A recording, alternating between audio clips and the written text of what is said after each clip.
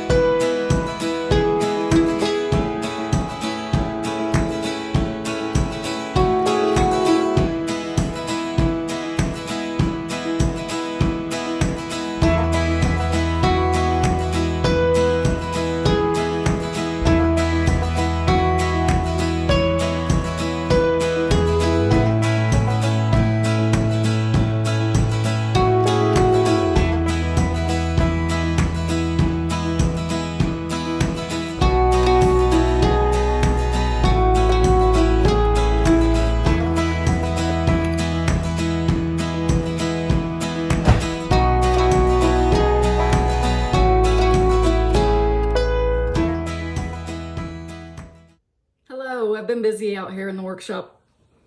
I thought I'd start off today by showing you my finish for my Jane Elizabeth Milner sampler. This is the extra sampler that is on the back side of the Hands Across the Sea sampler, the Rose Ada Featherstone sampler. It's a cute little sampler. I loved it when it first came out because it reminded me so much of the sampler that I made when I was a little girl. I used the same types of wools and I did the same type of double alphabets in the uppercase, and it just, it really reminded me of that sampler. So I wanted to go ahead and get that stitched right away. Actually, I've stitched it before I did the Rose Ada Featherstone. The other day I went on a little field trip with creative country girl, Tammy, and we went to House of Stitches, and they have a section there with some frames that I believe are probably the scratch and dent type frames. And I looked at this frame hanging on the wall and I thought, I think that might work. And as you can see, it works really well. I did put 3 extra stitches on each end just to make sure that it was gonna look like it was custom. I have not actually pinned or laced this yet. I've been debating on whether or not I should do a very light tea stain to it. My sampler and obviously the original in the photograph has just a light, very light vintage look to it, even though I'm not that old. It's just, I had a family of smokers in the 70s and 80s. It made all the textiles, they just tend to get just a tiny bit yellow over the years, and I really have considered just giving it a light tea stain, but we'll see. So what do you think? Should I give it a vintage look or just let it grow old naturally like the rest of us? I don't know. But glad to have that framed or almost framed and ready to go. And I just think that was the neatest thing to actually happen to run across one that actually worked. I think it was meant to be. And then since my last video, I have finished A Changed World by the Scarlet House. So this was my sampler September for 2021 and 2022. My sampler September stitch. And so I love how it turned out. I did not do the section in the middle with the dark background. I didn't like the way that drew the eye so much, and it didn't really necessarily fit in with my vintage sampler collection, which is where I have plans for this going. I wanted it to just kind of document what was going on in the world here in these times, and I haven't decided what I'm going to do as far as a frame yet. As far as color, the black is the obvious choice with maybe a distressed wood underneath. But we'll see. I think I will try to decide where it's going for sure before I make a final decision. But I'll probably frame this one myself. I don't think it'd be that difficult. We'll see. Or at least I'll probably just order the frame professionally and then do the pinning or the lacing myself. But glad to have that as a finish as well. I feel very productive all of a sudden. So I love the soft autumn colors. That's totally me. That's 100% what I like. Just the kind of muted fall things. I love the oranges and the browns and that as well, but I also like spring colors that are muted, and that's what this project kind of reminds me of. I have a book that I've had for ages. This is called the Big Book of Hand Embroidery Projects. I've used lots of things out of this project, or lots of the patterns out of this project throughout the years for different things, gifts and that sort of thing. There are lots of cute things in here. And what I'm making this time is this particular bag. It is just the right size for a knitting bag for projects, whether I like to have a small knitting project, whether it's a hat or socks or something like that, to take with me whenever I do leave the house. I don't generally take any cross stitch or quilting or anything like that, simply because it's I don't want anything where I have to look at a pattern and focus on what I'm doing. I can barely walk through a door without hitting one side or the other. I can't really do two things at once and traveling and all that. So I need something that's mindless, repetitive, that I can do without, you know, any extra thought or consciousness, I guess you could say. So I chose some fabrics to go with the gorgeous fabric for this project. This fabric is gingerbread, I believe, if I remember correctly. Yes. Gingerbread from Picture This Plus. This is a blackbird pattern with Weeks Dye Works floss. The Last Rose of Summer is the name of the pattern, and it is in the Ooh La La book from Blackbird Designs.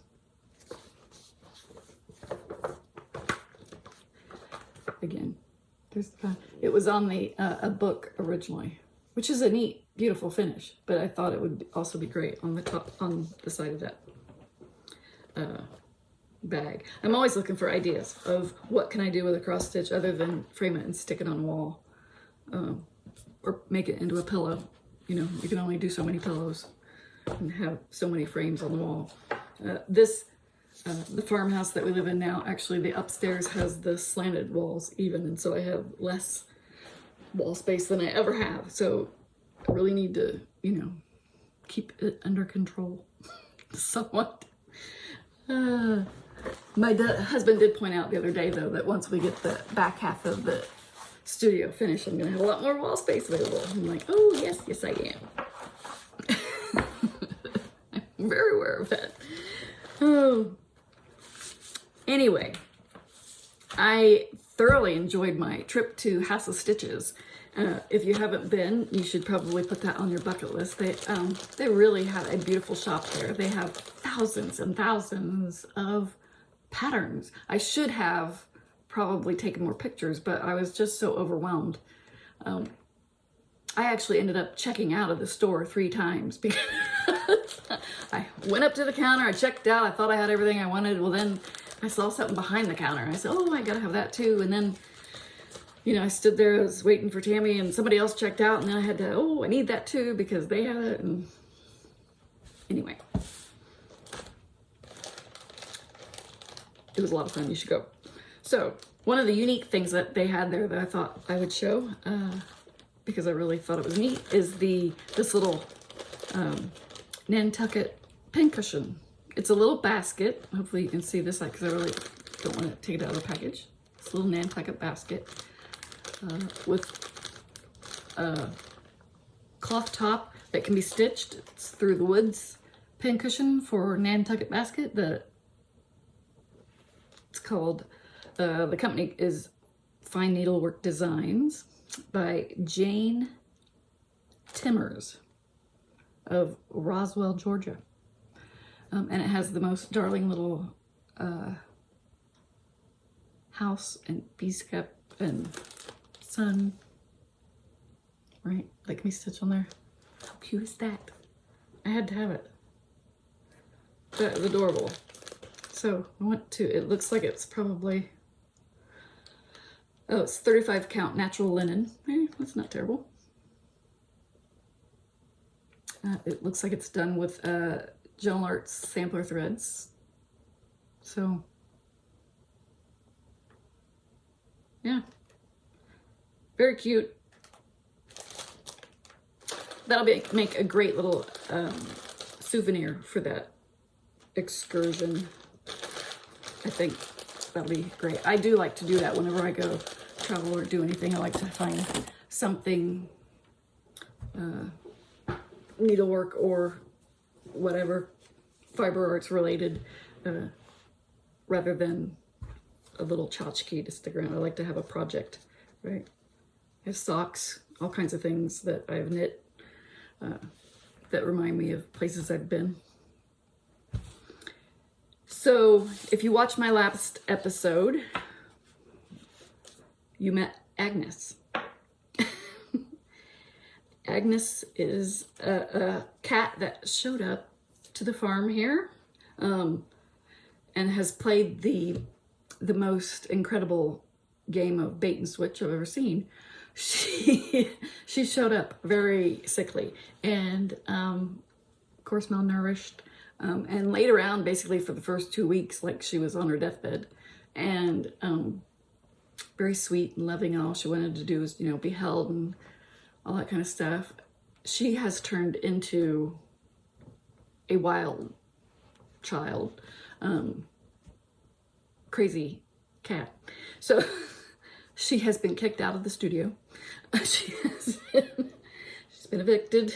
It just wasn't going to work out. It was too dangerous to have her out with all this stuff. I was afraid she was going to hurt herself. There was yarn, you know, was landing every time I came out, and it was all over the place. She was trying to, as I was sewing at the machine, she was trying to grab the stuff underneath the needle, and it was not a safe environment for her to be in. So now she's inside the house, but she's inside a bedroom, because when I've tried to introduce her to the other cats, she's essentially brutally attacked them. So it's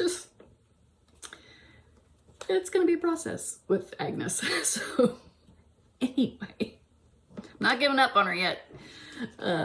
Anyway, Agnes, bless her heart, has made me realize my error in not collecting all of the black cat charts out there available to me. There are so many, right? Halloween charts.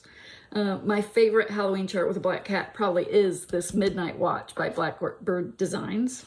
It is a classic. It's been out, you know, for ages, but it's a true classic design. I don't generally do holidays specifically, but if I were to do a holiday, this is it. I love it.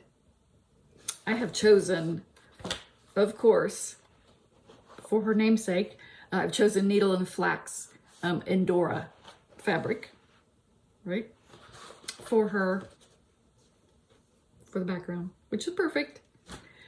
I started collecting the flosses, although a couple of them seem to be, you know, rare as hen's teeth. But this obviously isn't going to get done this year, so we'll work on that for next year.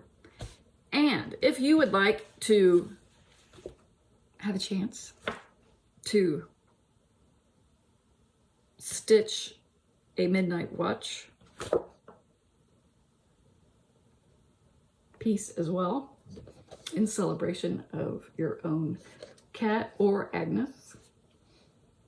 I'd like to give Agnes away, but I don't think that's probably legal or advisable. Anyway, if you would like to have your own Midnight Watch chart, use the word midnight in your comment down below, and then do all the things to not attract the bots or the crazy people. Last video, I was giving away Sarah Comfort 1810 because it was another one of those where I bought it twice, because I seem to have a thing, which is clearly where the Midnight Watch one came to.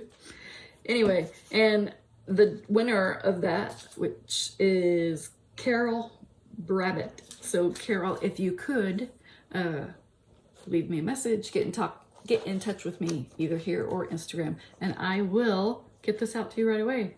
This will be a really good stitch for Black Sampler in November, so you may want to get this as soon as possible. So that's pretty much it for cross stitch. I do have lots of things that I've been working on for with wool applique though. And before I start on what I've been working on, I thought I would show you a few things that I've done in the past. A few favorites anyway. I have, this is a little pin keep out of the Primitive Gatherings, one of their books. I'm not sure which one it is. Summer Gatherings, maybe? Maybe.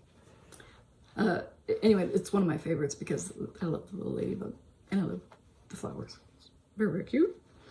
I love wool applique. It is one of my favorite things to do because of it's so easy. It's I love the feel of wool. I love sheep. I used to raise sheep, so anything related to sheep and the production of wool I love, because I think they're the most underused sustainable fiber that we have nowadays, which is a shame. Obviously, here's another sheep. Isn't he cute? My first 4 sheep were named after the Golden Girls, and when I got them home, I had named them before I even got them home, and then it turned out they were actually, the names suited their personalities. It was hilarious. So these are cute. So these, I think these last 3 were actually came in at, they're also Primitive Gatherings, and I think they came as a group as a pattern of just pin cushions, if I remember correctly. And then we have, this one is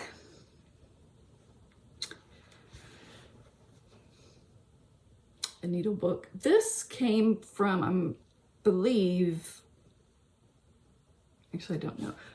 I bought this at Quilts Plus in Indianapolis, Indiana, many years ago. They're not even there anymore. It has a nice little pocket on the inside for whatever you want to put in there. It has the needles, right? A little spot for the needles, and then a spot for your scissors. I have used this and used this and used this. I love it. Very cute. And then getting into what I'm actually working on. So when Tammy and I decided we were going to go up north and for just a little getaway, I knew I wanted to take all of my little kits that I had sitting around of wool applique and force myself to get them prepped and ready, because I think the key to being, for being productive with wool applique is that I need to get over the hurdle of getting the shapes cut out and onto the background. That's the hurdle for me. Once I get that done, I'm fine. I can sit and stitch and I enjoy the rest of it. But for me, just the tracing, and the cutting. It is for me, it's a mental thing. For me, I think, oh, that's going to take forever. It doesn't. But for me, it's, oh, I think it's going to take forever. So then I put it off for when I have a, big block of time. Anyway, that probably more information than you wanted to know about my psyche. But anyway, this is my pumpkin table mat. Also Primitive Gatherings. I've had this one for ages. It's been around. They've published this pattern ages and ages ago, but it's classic. It can go with, it doesn't even necessarily need to be considered primitive style. I don't think. It's a very classic fall, Halloween to Thanksgiving type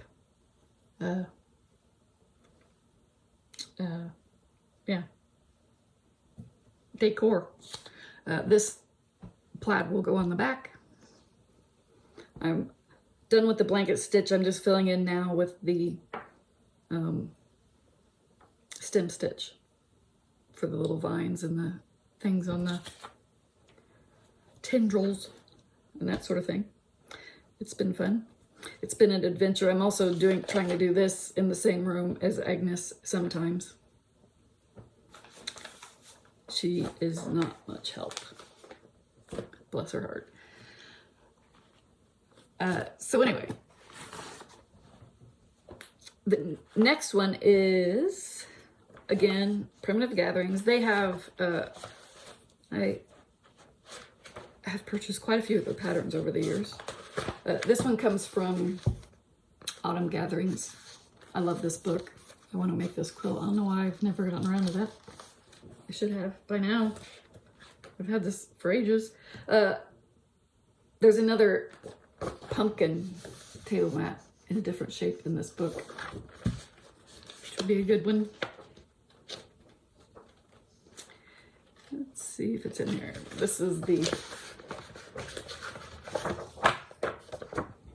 finished piece right here. Isn't that lovely? So I have the biggest reason I don't have a lot of these finished is because I do have cats, and because cats like to sit on wool and it just sticks to it. And so then I'm gonna have to be sitting there vacuuming off the wool pieces all the time.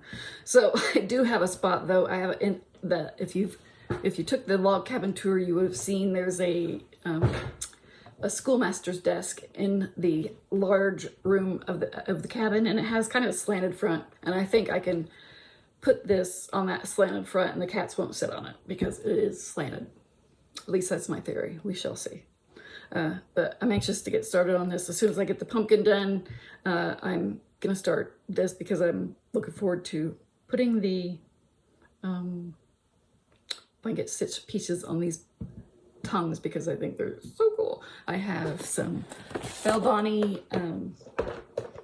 pearl cotton that I'll be choosing from to make my,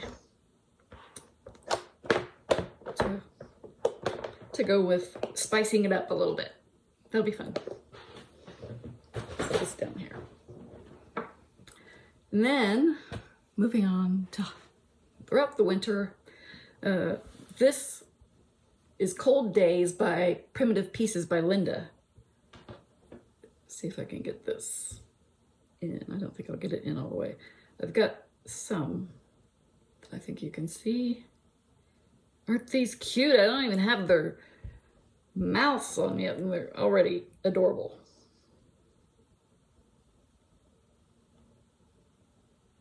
Sure hope that's working. Just in case it isn't, we're gonna show this. I've loved this. So this is, in that pattern, she even says that she had her, I think 7 or 8 year old granddaughter help her draw these. And I think that is a brilliant idea. That's one of the reasons I love working with wool so much. You can use it with these nice wools and do it yourself, or you can grab inexpensive felt and let kids have at it. And they have an absolute blast with it too. It's a great fiber to work with and a great craft for them to learn and enjoy working with. and with the primitive patterns, you don't have to be someone who can draw amazing artwork. You know, that was just, you know, snowman. We all learned how to do that, you know, in 3rd grade. So we can manage it. So the next project is a little more adventurous. This is one that I really want to get done now, because I have the perfect spot in this house for this project. So it's in the meadow. We can build a snowman. It's a quilt. It is the quilt is made out of quilter's cottons. It's homespuns and a few flannels, but the applique pieces are done in wool. So it is going to be very cute. So it's a Geoff's Mom Pattern Company. I think this is still available. I mean, I've had it for a very long time, but I kind of want to say that you could still probably find this out there if you went looking for it. I don't know that you could get it in kit form. But I think that you could probably still find it somewhere. But I'm really looking forward to getting this one. My goal is to this winter, get the background ready and get the pieces cut. I don't think that I'm gonna get any stitching done this season at all, but that's my goal, is to at least get that much done. I hopefully think that will be realistic. Let's see, the next thing I want to show is a few plans.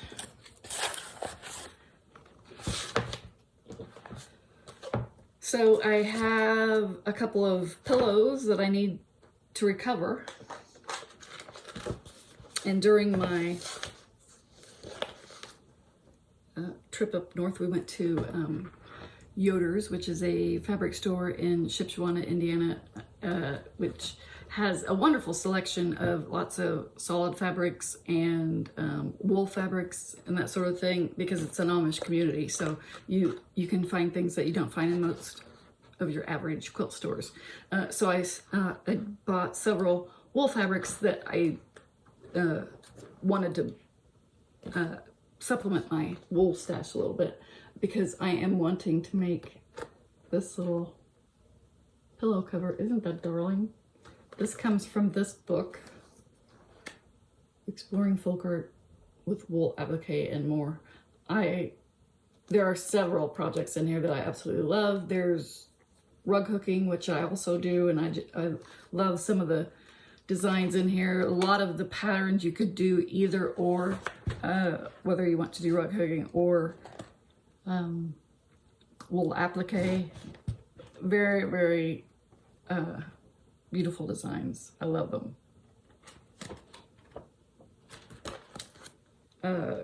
Can't say enough good things about that one.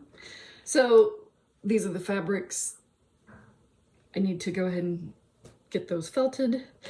While I was at my local quilt shop, it's called Rossville Quilts. I happened to notice they had a book I had not seen yet. This is called All for Fall. And what I really liked about this one is it's not necessarily all primitive. Wool applique isn't all primitive. It crosses all styles. And in fact, just this week, I think in New South Wales, the Best of Show quilt was a wool applique quilt that is not even remotely primitive, and it is gorgeous. You should, if you get a chance, go Google it and take a look at it. It's breathtaking, absolutely breathtaking, just so beautiful. So I did pick out a couple of things. These are the cat and jack wool pouches. Aren't those cute? I think kids would love these, and that doesn't scream, that just kind of, it doesn't scream primitive to me. It depends on how you want to put it together, but lots of very cute things in here, but fairly simple. that you can put together. That I think some of these would be, you know, like the quilt too. Anyway, I really enjoyed this book. Plan to definitely, I'll be making the pouches with the cat and the jack-o'-lantern for my grandkitties. My grandkids were visiting this weekend, and unfortunately the Blue Bunny was left behind, so we may have to make it an emergency trip to return Blue Bunny to its rightful owner. Because, you know, you can't have Blue Bunny disappearing for very long. I have a couple more things. In larger scale projects, there are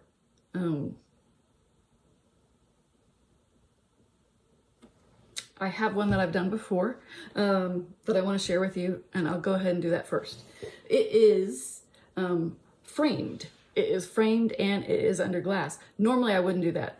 Normally, especially with wool, I want to feel it and see it. I want the texture of the wool, because that's what wool is beautiful for. I mean, that's what it's all about. It's just, ooh, lovely.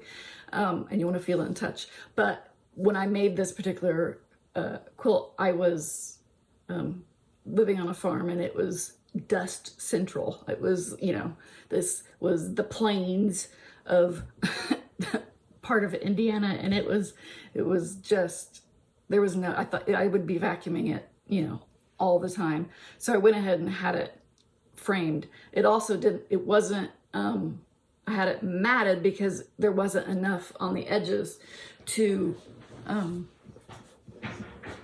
even bring it around to pin it or lace it or anything like that. So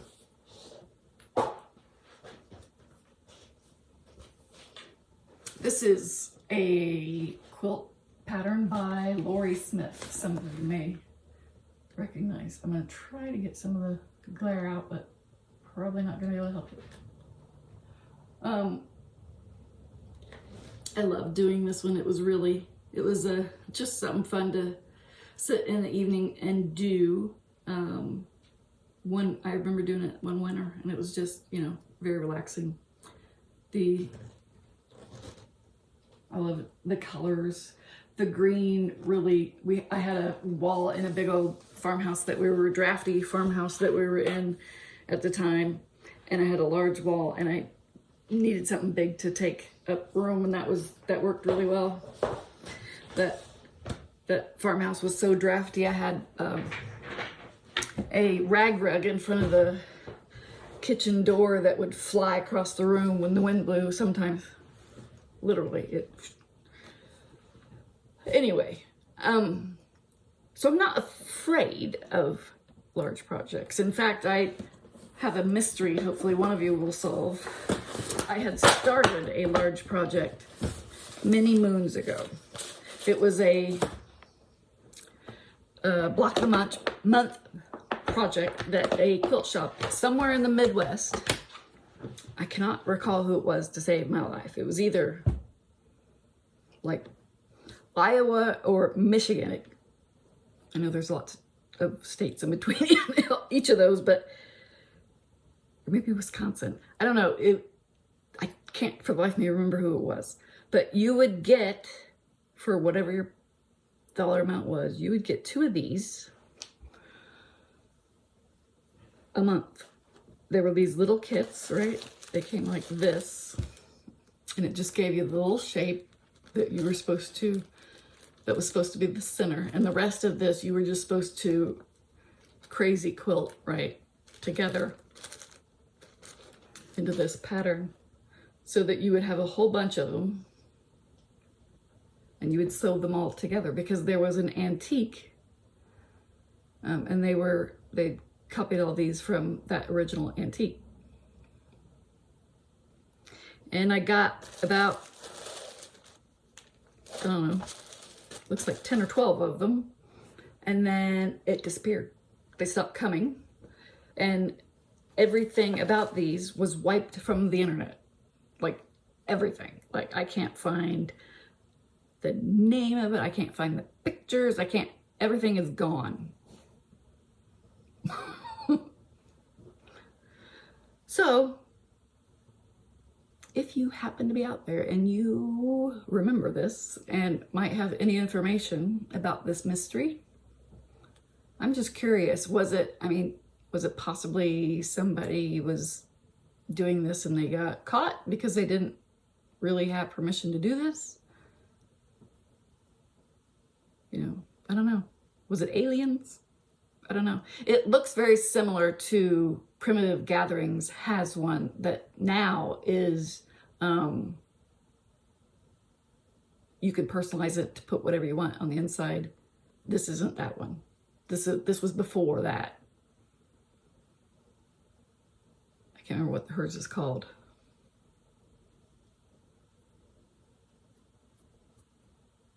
Something about my Crazy Life or something. Yeah, My Crazy Life, I think, is hers. This was pre My Crazy Life. Anyway, this was going to be a huge quilt, and I was all for it. I was ready to go. I was gonna do it, but it never came. So it never happened. I was very disappointed. But this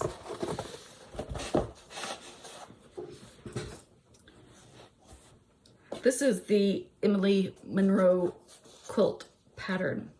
This is the most beautiful thing in the world. This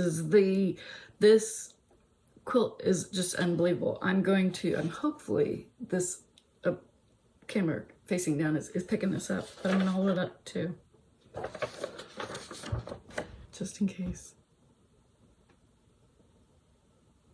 Isn't this unbelievably gorgeous? Obviously this is the antique, and I purchased this in 2012. This is in the New England Quilt Museum,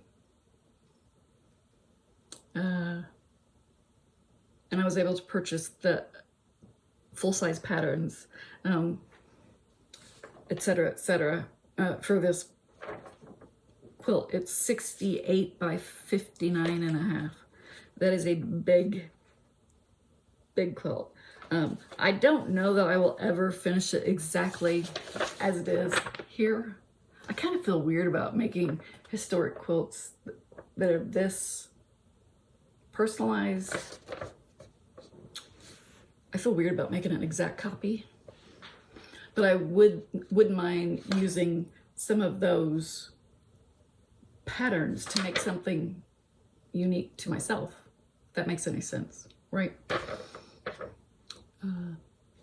Maybe, you know, in a smaller size with different, you know, arrangement, different backgrounds, that sort of thing. So maybe someday, maybe, right?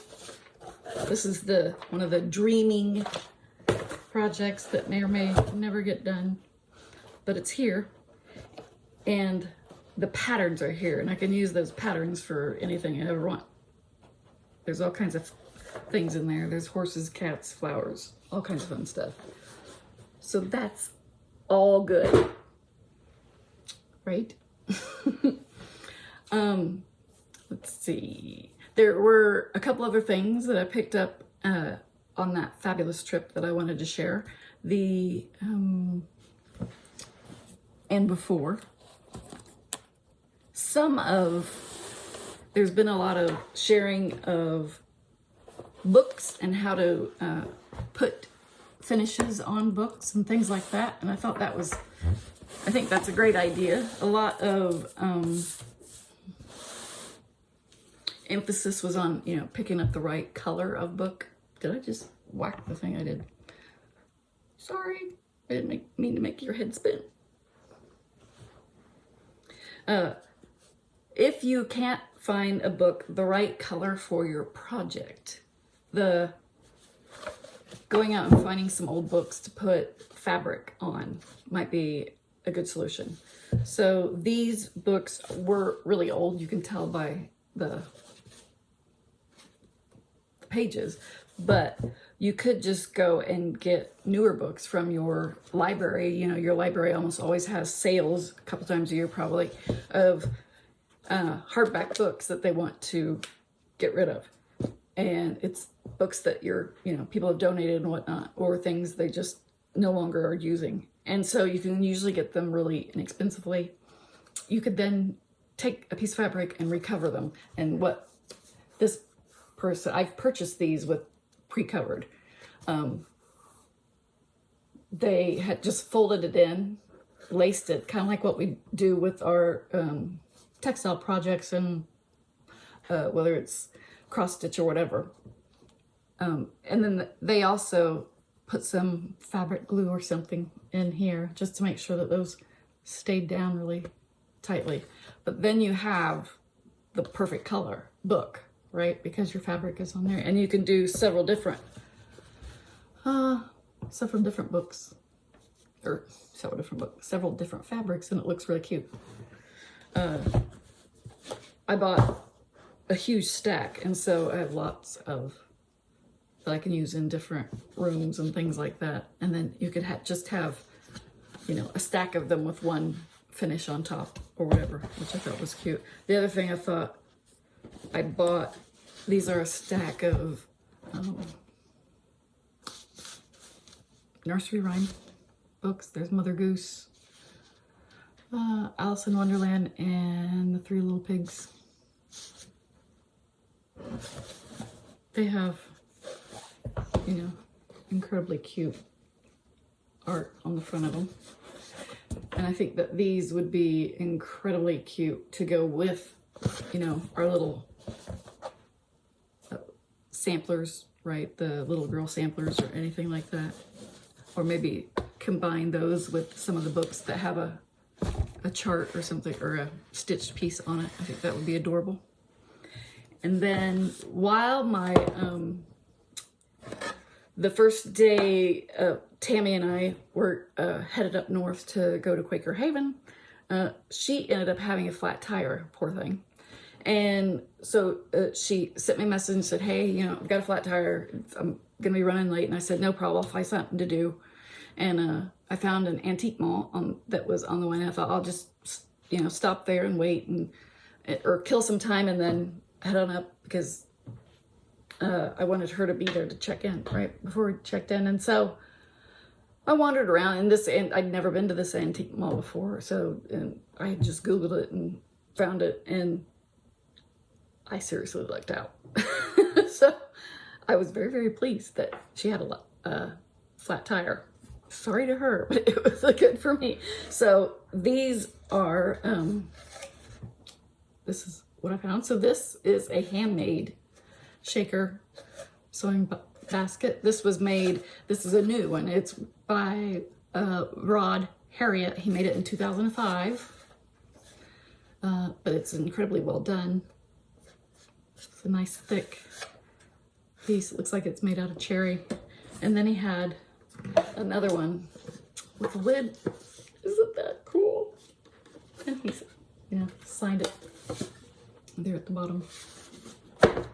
Very happy to find these at incredibly reasonable prices. Super excited.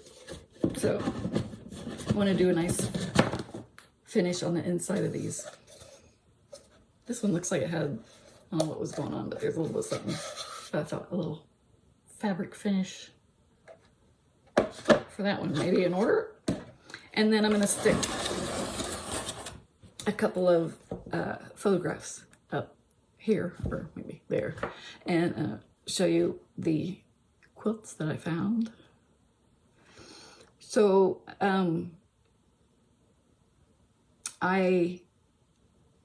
one of the things that I used to do at the Living History Museum, at the end of every season, we would empty out all of the buildings on the grounds of all the textiles and that sort of thing, and would bring them in to be assessed by the textile staff to see if there was any damage, anything that needed to be done from a conservation standpoint and that sort of stuff. And so there are just things, tips and that sort of thing that I learned, you know, throughout that process. I had some really nice ladies that I had the opportunity to work with when I worked there. And I had lots of people when I long armed that always would ask me, you know, what do I do with my grandmother's quilt? And would you please fix my grandmother's quilt and that sort of thing. I cannot fix your grandmother's quilt because my hands will not allow me to do that much handwork for other people, but I can show you how to do it. And so what I'm thinking is that I would like to do a series of videos on how to fix an antique quilt, or how to conserve, I should say, an antique quilt the right way so that you're not doing any future damage to the quilt, and you're doing the best that you can to make sure you've done no harm so that the next generation can enjoy it. And if you think that's something that you might be interested in, let me know in the comments. I'd like to go ahead. That's kind of my hope to do over the winter, is to get a series of those. I have many quilts that are in need of my services. I have quite a stack. I started looking through it, and I have many that I need to do something with. So I have plenty to choose from, that's for sure. But if that's something you think that you might be interested in, let me know, because I'd be happy to do that, because I need to get the stuff done anyway, and that'd be the push I need to get that finished. Anyway, as you can see by the photos that I have inserted here, I love these two quilts that I picked up at that particular shop. One of them is the one with the diamonds, is definitely Civil War era, and I love it so much. The fabrics are absolutely stunning, and it's just fun to sit and stare at it. I've not been able to match two identical fabrics. Some of them are very, very close. They look nearly identical, but there's always one little thing that's different. It's probably from the same fabric line, kind of like what we have lines today, I'm assuming. But it's not exactly the same. And then the other one is in much worse condition. And most people would have considered it a cutter quilt, which that whole term makes me cringe. But it's not a cutter quilt to me yet. And I'll explain why in those videos. So anyway, I hope you're enjoying your fall, and I hope that a lot of this that I've showed you today has inspired you to work with some wool and enjoy the season as much as you can. I will talk to you later. See ya.